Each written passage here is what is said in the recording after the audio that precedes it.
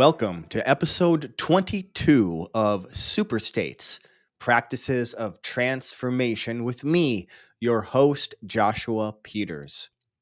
Super States explores the crossroads of using trance states to make personal or professional changes in your life. And in each episode, we talk to world class experts, industry leaders, and revolutionary thinkers who share the latest information and tools, along with their own personal stories to inspire you on your journey.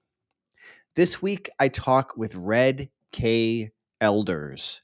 Red is a body worker and a movement facilitator turned professional artist and a creativity trainer. She's got a background in authentic movement and NLP and a deep foundation in both Eastern meditation traditions and Greco Egyptian sorcery. Curious and ready to hear more? Stay tuned for Accessing Trance States and Unleashing Creativity with Red K. Elders. Welcome to Super States, Red Elders. I am stoked to have you on the show today. Thank you. Thank you for having me here. I'm looking forward to our conversation as well. Great. Well, Red, why don't you start by telling me what you do and how that makes transformations for people, for either your own life or for others? Sure. So, I'm currently working as a visual artist, making pencil drawings of ancient gods and mythic beings. And I suppose what's unusual about the way that I work is that I have no formal training as an artist. And I feel my ability to draw is directly related to my ability to access trance states, flow states at will. And that really all emerges from all the work that I was doing before I became an artist. So I have many years of experience working in body work, movement, and somatic practices, things like that. And I've learned through all of this how to get my body into the right place for creativity to flow effortlessly. So, so when my drawing first started becoming successful, fairly recently, I suppose, I had a lot of people asking me to teach them to draw. And I didn't feel qualified for that because, I've never been to art school. I don't really know the skills for drawing. And so I said to them, look, I don't really know yet how to teach the skills for drawing, but what I can do is teach you how to be in your body in such a way that makes creativity more accessible, more possible. And so this is what I did. This is what I've been working on one-to-one with clients and hosting group movement spaces. And now I've actually been exploring working through creating an online course, testing the parameters of what's possible with somatic work online. Where, That's yeah, sorry, that's it really. yeah, no, that's really there's a lot of really fascinating things about what you just described there. Number one, the way that you're creating your art and kind of almost like correct me if I'm wrong, but it sounds like kind of channeling the art, channeling the experience as you open yourself up to these different gods that you draw. Which, by the way, your art is really fantastic. I Thank was you. looking at it, and I've already picked out several different pieces that I'm excited about. So is that basically is that how you see it? I mean, I hadn't really thought of it in that way until people pointed that out to me and described it that way. And I was like, okay, well, I don't know. I don't really know what channeling is, I suppose, but I guess it kind of fits that description in a way. Um, and then in more recent years, I have started working more actively with that concept in that like I do a lot of research about the characters that I'm working with. So I'll do a lot of like historical research and kind of story research about the gods and the figures. And then, I'll be working with some of the ancient invocations of them. So I will actually now actively invoke the ones I'm working with, and then take that into some movement work, take that into some body work, and then, then take it to the paper and see what comes. And yeah, it can be really surprising, because I often, a lot of the time I think, oh, I'm going to do this, or I'm going to draw that, and what comes out is something radically different. So, yeah. And so you have an interesting background of the somatic work, the body work.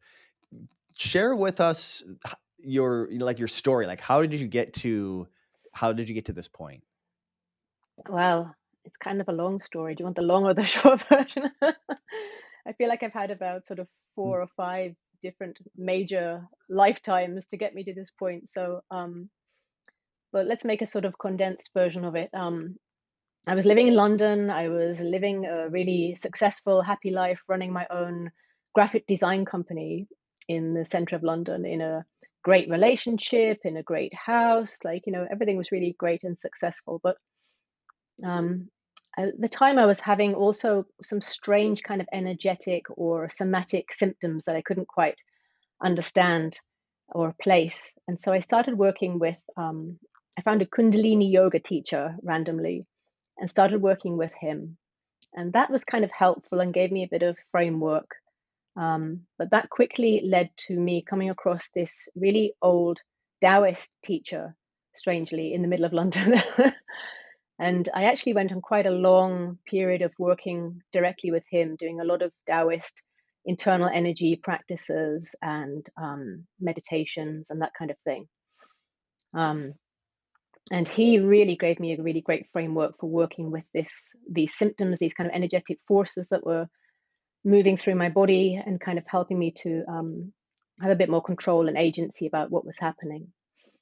Um, Cut a long story short, then soon after that, I came across Joseph Riggio and his mythoself process, and the worlds of NLP and hypnosis, which also really spoke to me. I was particularly interested in how they work with stories, and the stories we tell ourselves about how we are in the world and who we are in the world, and how these things are, embedded in how we are ontologically in the world. That really fascinated me. And about the same time, I also met and worked with a German lady, Silke Ziel, um, and I began a period of study in process-oriented Reiki and body psychotherapy. So there was a lot of different somatic body work modalities all going at once. Um, and ultimately, they caused me to get out of London. All my senses were kind of being opened further and further by all of this work, and I was feeling more and more like being in London was not the right place to be. But that seemed really crazy, because I had a successful career, I had a successful partnership, um, but at the same time, I could just feel that there was some other life that was calling. What I was doing was successful, but it wasn't really who I truly was. And I think that's where Joseph's work was really instrumental in giving me that new story that I could write for myself about who I truly was, and to feel that in my cells, and to follow that story to where it led, which you know it it's as always the case. It's kind of like a hero's journey story. I was feeling the call to adventure, and then I crossed the threshold, and I I left the woods. I left and moved to the woods. um, this was something that I'd kind of contemplated and hadn't really kind of thought was possible. I just had this sense that there was maybe, like, a peaceful room somewhere in some woods that I wanted to be in, but I didn't know how to get there. And then I did a series of trainings with Joseph in upstate New York over a year, and they were really powerful works, really powerful trainings. And in the middle of one of them, I ran out and climbed and scrambled through the woods to the top of this rising rocky outcrop overlooking the Hudson Valley. And it was this incredibly beautiful, wild space. and I'd been doing this really intense training. And then I just stood there on this ledge and looked down over, 40,000 acres of Hudson Valley forest. And just out of nowhere, it was like the perfect time of the day, the perfect moment, the perfect temperature. And then six eagles just suddenly, randomly appeared below me in the valley, just soaring Mm. around so peacefully. And I don't know, it was one of those kind of real transcendent moments where I just felt, okay, there's something else here. There's something greater. There's something bigger directing all of this. And, it was a real moment of awe and wonder and majesty. And I knew in that moment that I had to pledge my allegiance to this greater force and, make that move out. So yeah, so I did move out to the woods, and it was a bit crazy. It was like, I packed up my things. I moved into this barn in some woods, kind of outside of London, but still sort of close. And, you know, within the first month of being there, it was like all of the shielding and guarding of my senses that I'd had to have to live in London just started to fall away. And my senses, all of my sensory systems started to kind of come online in a new way that I hadn't ever known before.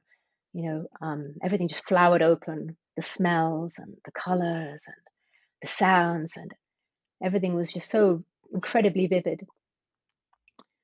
And well, there's a whole lot more to say about that time, but I lived in the woods alone for 2 years. Mm. And it was an amazing time, and you might call that my living in the woods phase. But actually that was just really the kind of belly of the whale phase, because if we continue using this hero's journey model, then um, I'd crossed the threshold, but the true journey had still yet to unfold. Mm. And 2 years after that, I actually moved deeper into the woods, into a different woods, even further away. And as I was living then in a really remote rural woodland where we had no electricity. I was off grid in a shed for 9 years. So Wow. that was really basic. That was very simple, living in the woods, truly life. Um, and I birthed and raised daughters there. And so that was kind of that period, that 9 year period was where a lot of the really great learnings happened. But anyway, ultimately, I was trying to cut this story short.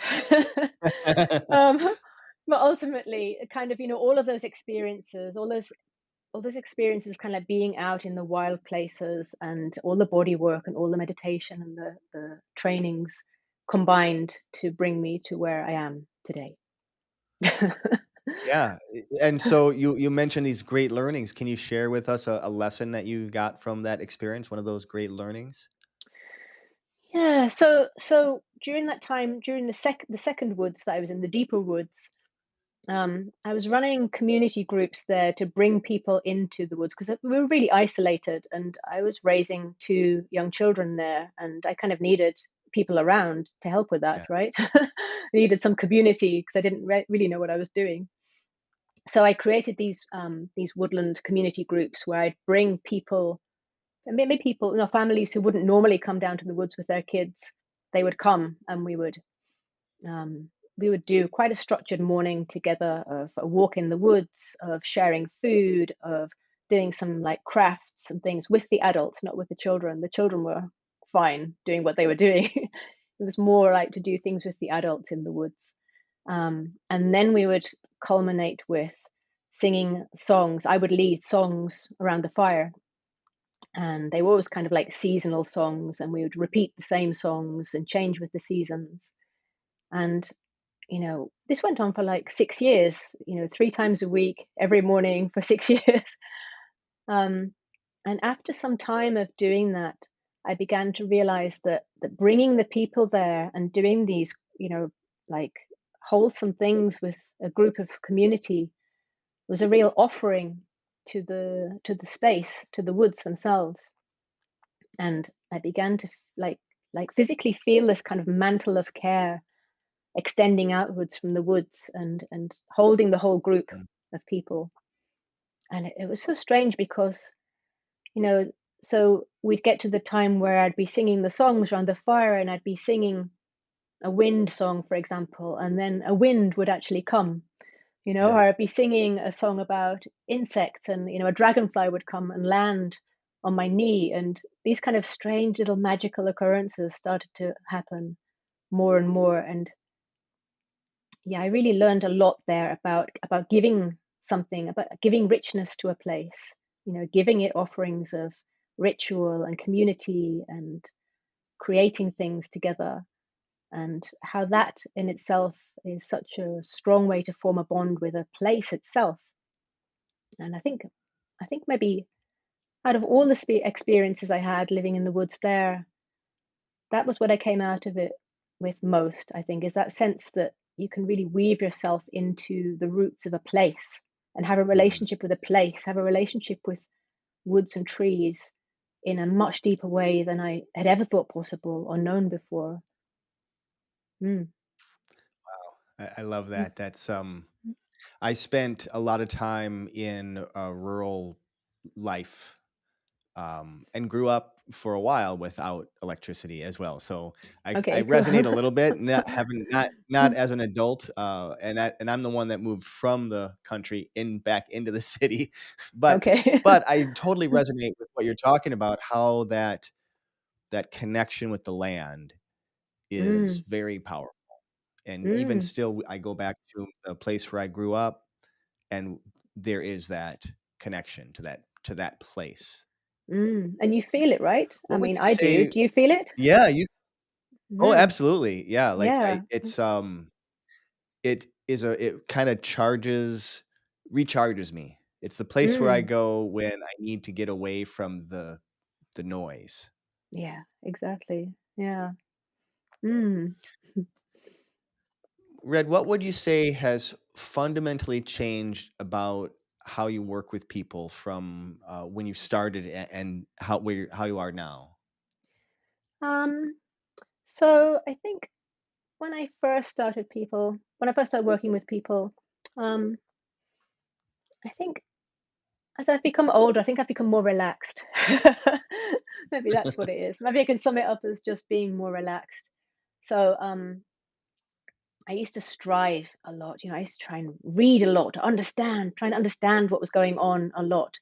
Um, and try to achieve some kind of great knowledge or some great experience, like there was something to get that I was trying to get to. And I think somehow along the way I've realized that that striving was actually getting in the way of me just directly having the experience of being. Um, so that has changed a lot, I think, and now I'm much more likely when I'm working with people to just be with them, because that in itself is such a powerful space to offer somebody. Your full presence is such a powerful Mm, um, and transformative gift to give people, to be seen, to be witnessed, to be heard, to be listened to. All of these things in the past I might have felt, oh, I need to do something, or I need to offer them something, or I need to give them some solutions. And I think I've stepped back a lot more and realized that I can just create a space, hold a space for people. Um, and it's much more powerful when they find their own ways to what they're looking for. yeah. um, and also, you know, I think another thing that has changed is that I used to work in a lot more traditional kind of setup. So I'd be indoors in a room, with a chair or with a massage table close by. And then later, my work now frequently involves being outside and taking people out to some wild nature place, um, having a walk with somebody, walking and talking. And that experience of walking like alongside somebody, not kind of in this sort of like almost quite confrontational way, but being Mm, alongside somebody while we're both moving through a landscape in a rhythmic way. Um, that in itself I find extraordinarily um, useful, really, just for helping people to relax and open and soften and be into a different place. And, you know, our whole body's moving together and breathing together.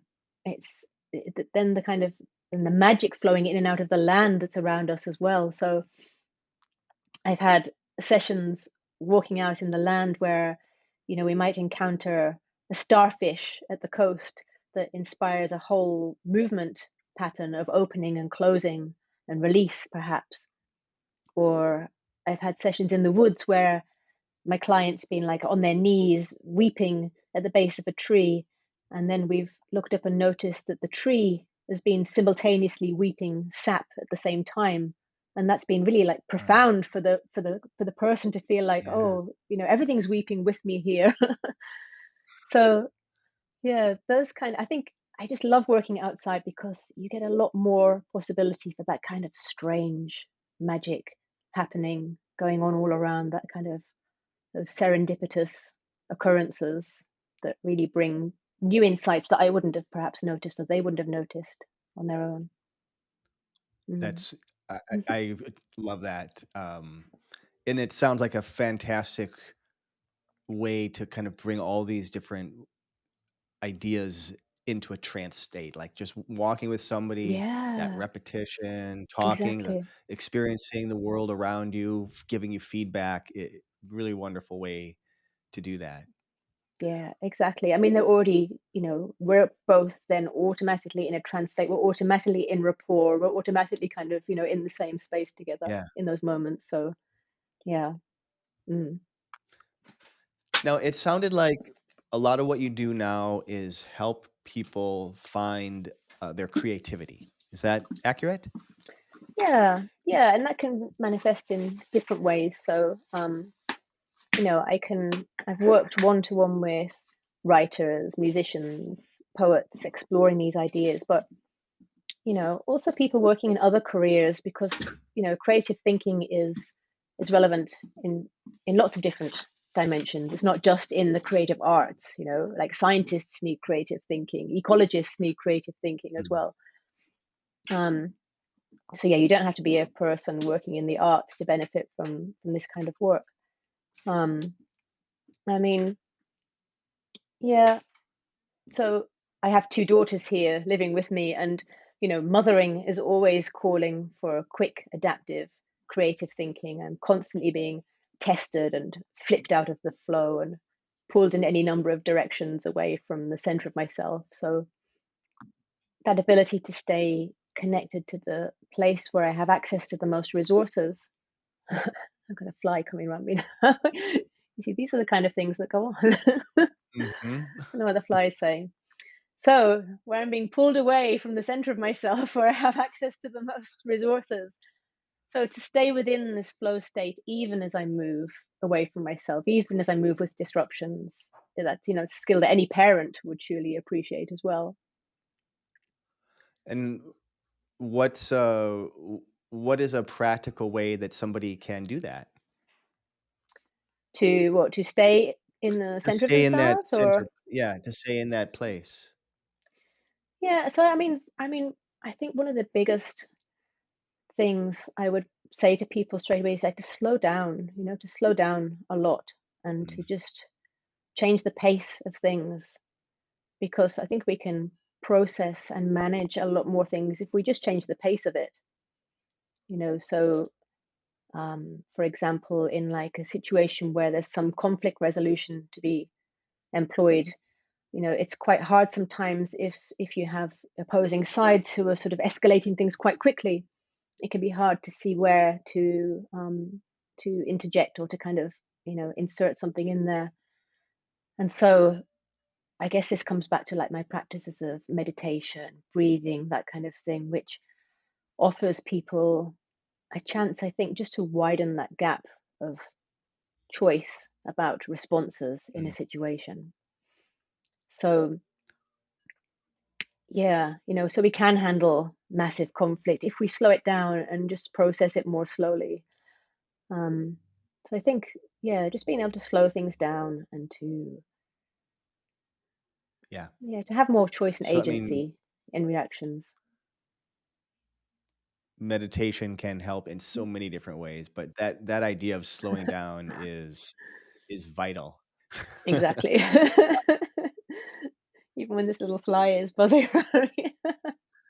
It's trying to pull you out It is, you of your see? This creating space. exactly. I'm right here. It's testing you right now. You did mention the insects that come to you, so Exactly, exactly that. So here it comes. now, Mm. Red, you said that you've been working one-to-one with clients, but you're exploring a group program. W Share with us this group program, what your vision is for this or how it's working for you. Yeah, so I started developing the online course, um, mostly as a kind of, I came up with the pandemic in a way because obviously people stopped coming to in-person groups so much, and I resisted creating an online course because I was like, how can you do somatic work online? It's kind of the antithesis of it in many ways. Um, but I had also worked one-to-one via Zoom with some body work clients, and strangely, it had been actually really effective. Um, so I did develop this course, and actually, it's we're about to take on the fourth cohort of it, and I'm hearing some really great things from people. And that's always my test of whether it's successful or not. Like, is it actually having any benefit for people or not? And I'm hearing some really beautiful things. Um, so basically, I realized that a lot of the work is about me guiding people through exercises, but because I haven't got that in the moment, being able to adjust in the moment for what the person is doing, the course really relies on people feeding back to me what's going on. Um, so I do Mhm, encourage them to, even though I've got like guided exercises and guided videos of experiences, then it's, a big part of the course is them feeding back to me their experience, and then we discuss it. So there's a big like discussion group part of it as well. mhm, Um, I don't think it could work without that really. It's like, it's none of the exercises are me saying, here's what it is and this is how you do it. It's like, here's something to explore and try and work with, and what happens, what happens for you when you do it. Because obviously we all have our own physiology, we all have our own experience, and it's going to be a different experience for each person. So yeah, it relies a lot on feedback from the people. mhm. What kind of person is would be ideal for this program? Wow, I mean, so many different kinds of people have joined it. It hasn't really been one particular demographic, which I found really interesting. So, there have been creative people in there, people who want to have more access to, you know, um, to doing like visual arts work. But there's been a couple of writers, actors, um, also just, I mean, anybody who's kind of interested in learning a bit more about how to work with their own bodies and how to have greater awareness within their own bodies. I think a lot of people have come to it feeling quite disconnected from their bodies, and maybe the Mhm, whole pandemic experience has kind of highlighted that, time at home, they've been with themselves, and maybe some of them have felt that they want to connect more with who they are and what they're about. And so, through some of the exercises, that's definitely something that we explore is, how do you know who you are? How do you know what you want and what you're doing in the world and that kind of thing? Um, so yeah, there's not really one particular person it's for in many ways, and I'm really enjoying seeing how the exercises are affecting different people in different areas in surprising ways that I might not have even considered myself before. great. It sounds like a pretty fascinating program. One of the things that I am uh, that I really love about all of the different people that I've talked with, we take our life's lessons, and we just kind of bring those forward and help somebody else maybe get there a little bit faster. So that's kind of what I'm hearing from you is you have this breadth of being you're an artist, so you're a creative person, but you also have these different like experiences with yoga and Taoism and this internal energy movement. Um, and you've spent all this time now learning how to tune into your own voice, I guess. I don't know what Mm, else to call that, or mm, your own internal creative spark. yeah. So now you're helping other people find that within themselves. Yeah, and also I think, it's about that. It's about finding that creative spark, but I think also just, generally I'd like to see people learning skills for greater agency within their own bodies, to realize how much more marvelously vast sensory capacities that we have available to us, you know. That I think that was really highlighted by that time when I left London and moved to the woods, and suddenly everything kind of Mm, blossomed open in that way that I described. And I was so surprised, like, oh, there's all this, there's colors can be like this, and sensations can be like this. Um, but also, I'm not just talking about our ability to, generate bliss states or flow states and things, but also just to have greater choices about opening and closing our sensory gates as well. So, mm, for example, perhaps some people in the world have too much. I have too much experience coming in, um, and so it can be useful sometimes to have greater agency over dialing that down somewhat. Dialing down your experience of being mm. in the world, but having that choice of whether you dial it up or down.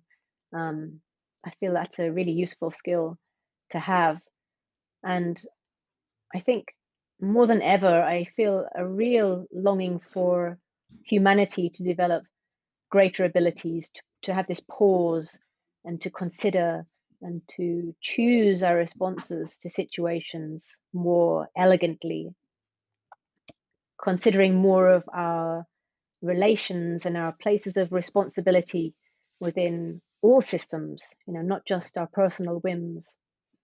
Um, And I think that's really what I learned through living in the woods is that sense of interconnectedness with, the whole great web of beingness and where we fit in that. Yeah. Mm.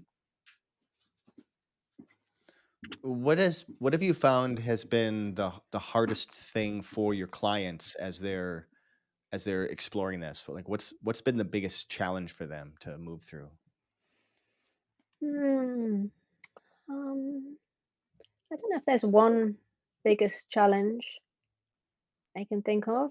I mean, different people have different challenges in different ways. Um, I'm actually quite surprised by how quickly people get this, really, Mm, quite easily as soon as you sort of just direct their attention to noticing things that they might not have considered noticing, how quickly sometimes they're just like, oh, oh, there's this whole way of being. Um, so yeah, I'm quite surprised by how fast people get it. I can't really think of any. I think yeah, just the yeah. Is that okay? I'm trying to think of something, but I no, that's can't. fine. Yeah, what because you just flipped it around on me to let me know it actually is simpler than people think. It really is. Yeah, thank you. That's probably a shorter way of saying it. It's much simpler than people think. And so I've definitely discovered this in doing the course, which is over 7 weeks. But quite often, after just the first week's presentations, there's people like, "Oh my God, I didn't know. I didn't know that this was possible." And it's, and this really comes out of the transformational change work that I experienced with Joseph Riggio when I was working with him. He was a real master at the front of the room, and I learned through him that that transformation can be pretty much instantaneous. It doesn't have to be, I have to go on this long thing that's going to take me years, and it's going to take me a long time to break this habit. It can be like instant, just Mhm, shifting how we are, shifting how we move, shifting our posture, and we show up in the world in different ways. We start. living new stories when we Yeah, physically move our bodies, right? that was Yeah. exactly where my mind was going Yeah. as you're talking about this. Yep, it's a different story, and Yeah. we tell it in so many different ways, both like in our head, but also in our bodies, how we also tell that story, Yeah, and completely. that's what's really cool about what you do. Mm. What's giving you hope about the future of using these types of trance states to make changes for people? Um, yeah, I think just that idea of people having greater agency over their lives. I think a lot of people feel, especially these days, there's a lot of terrible things going on, and a lot of people feel oppressed and feel, at the whims of whatever's happening in the world.